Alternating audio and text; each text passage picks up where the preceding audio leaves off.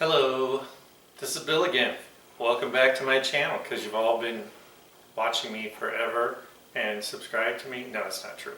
But I hope you do subscribe. And I do hope you are getting notifications, and I do hope you comment. I'm not a professional chef. I just do a lot of cooking. I've been cooking for 1,000 years. It was tough back in the days in the cave where we had to build a fire and whatever. Anyway, so this is something that my wife's been bugging me about. She wanted me to make some kind of chicken curry salad thing, and I have a chicken salad recipe that I really love, so I was just kind of, oh, I don't need to do that. So I did a little investigative work, and I realized that there's like two extremes. Like, I saw a recipe where they take canned chicken, mix it with a little mayonnaise and some curry powder and call it curry chicken salad. That's not for me. Then I saw one that had like dates, raisins, and grapes and all this stuff in it. I'm like, I don't want a Waldorf salad with curry in it. So I ventured out to make my own. I'm going to show you how to do this. So in my bowl here, I've got about 3/4 of a cup of mayo. And what I'm going to do, we're going to start this off right. You want a good tablespoon, maybe a tablespoon and a half of curry powder. We're going to watch the color. Can't remember what kind of curry this is now, but it's curry's not doesn't grow on trees. It's a combination of spices. And then it just has turmeric in it for color. So sometimes if you buy the cheap stuff, it looks really yellow. Doesn't mean it tastes the best. So if you don't like curry, it's probably because you've had bad stuff. And you know, sometimes your takeout Chinese restaurants, I don't know where they get their curry from, but it's got a lot of turmeric. It's very yellow, and it doesn't have a whole lot of flavor.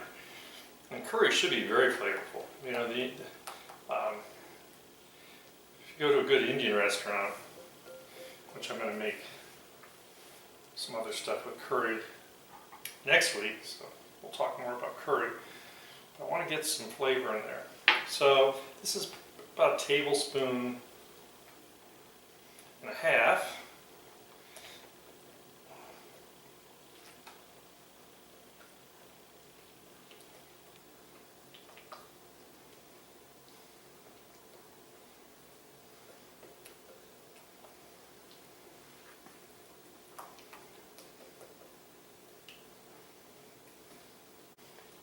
So I've got this really great curry thing going on here. What I do need to add though is I want just a little bit of fresh ground black pepper, because I like it.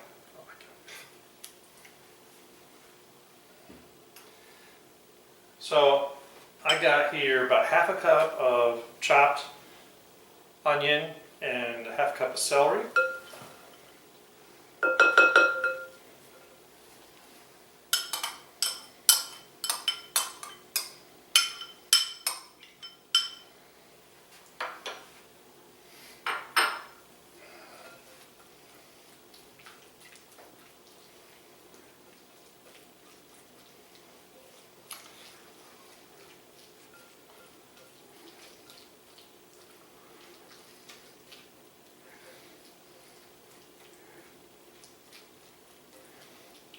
Still looking really good.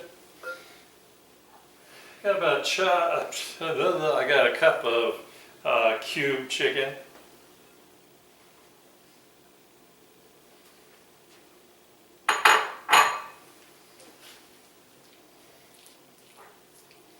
And I always like, you know, the chicken to be the star. You know, I want to keep it kind of large, kind of chunky, and everything else should be chopped pretty fine.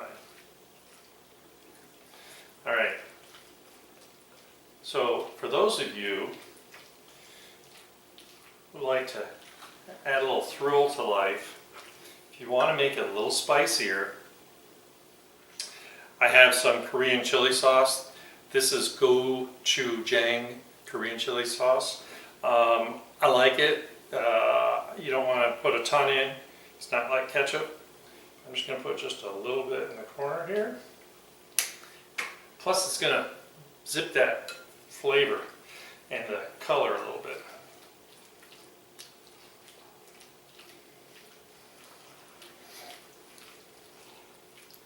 So I know you're thinking, okay, so far this is pretty much, and you know, I like just grilled chicken breasts and have them in the freezer, so I'm always ready to do this kind of stuff.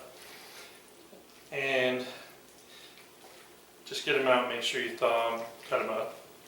All right, so you're all thinking this is exactly, you know, like how my mother would make it, minus the Korean chili sauce. So how do I make it different? Well, that's really simple. So we need to balance things.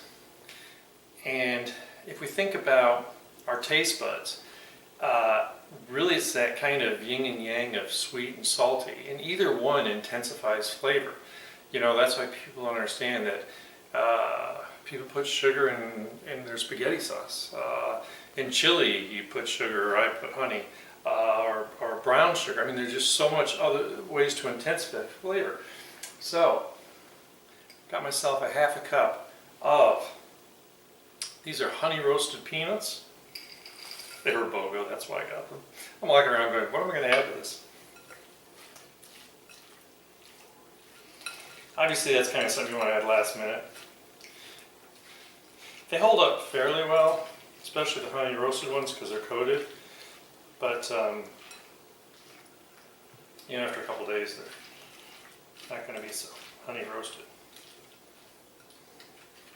But you're going to get all that really good flavor in there.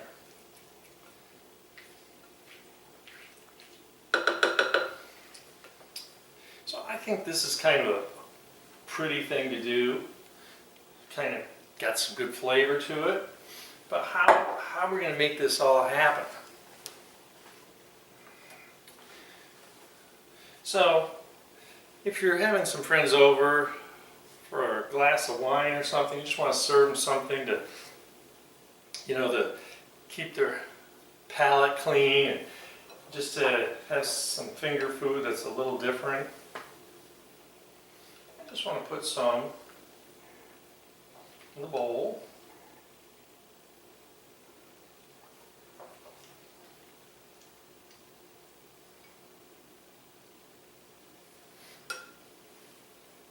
Put some chips around it, some, you know, like some corn chips or something. And I just think that this is a really cool thing to do. It's a lot of fun. It's got a lot of flavor. They're gonna, you know, get a little food in their stomach. I mean, you can make this like kind of big and more. I just thought this is kind of cool to show you if you just had a little intimate time and you want just to impress somebody. Really good food here. I can always tell it's good because I start to drool when I'm cooking and doing these videos. And I'm sure I drive you crazy because you can't smell it, you can't taste it. But if you make it, you can try it. So, like I always said, please watch my videos. I hope you learned something. Teach me something. I love comments. I got a bunch of comments the other day. Love it, love it, love it. I learned from you, you learned from me.